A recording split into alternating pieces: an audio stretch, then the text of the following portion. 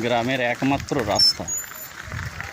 গ্রাম তথা অঞ্চল, একটি অঞ্চল, নাম নয়াবস্তিয়া মিলনী গ্রাম পঞ্চায়েত। এই পঞ্চায়েতের একটি মাত্র রাস্তা, যে রাস্তা দিয়ে অগণিত মানুষের চলাচল।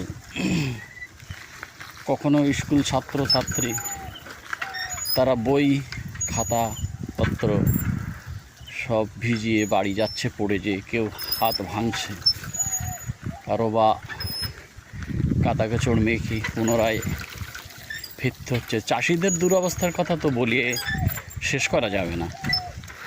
এই অবস্থার মধ্য দিয়ে তাদের মাল এই রামচন্দ্রপুর হাটে নিয়ে আসতে হয়। নয়াবস্তিয়া মিলনী গ্রাম পঞ্চায়েতের আন্ডারে মোট 4টি গ্রাম আছে।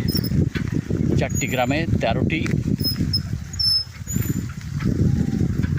বুথ। তো দেখেন রাস্তায় এখানে কি দুরবস্থা। এখানে কাজ করে, কাজ যে হয় না তা বলবো না, কাজ হয়, কিন্তু সেই কাজটা কি করে প্রশাসনের পক্ষ থেকে, পঞ্চায়েত সদস্য থেকে শুরু করে একেবারে আমলা কামলা গামলা সবাই মিলে টাকাগুলো লুট করে খাচ্ছে। রাস্তার কাজের কাজ কিছুই হচ্ছে না। এখানে মানুষজনের দুঃখ দুর্দশার শেষ নেই। যদিও এখানকার প্রশাসনের যারা আছেন তাদের কোনো দায়বদ্ধতা নেই। দেখবেন